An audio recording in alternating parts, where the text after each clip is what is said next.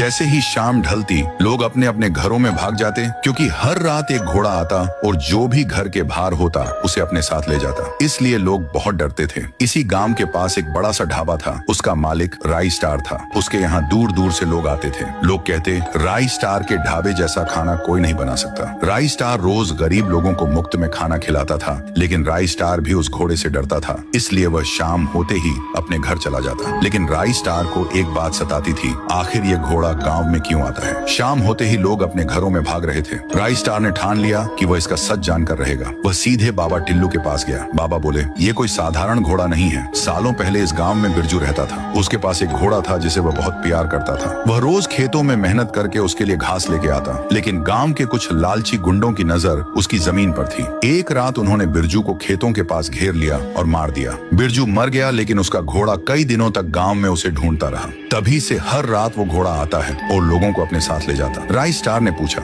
इसे रोके कैसे।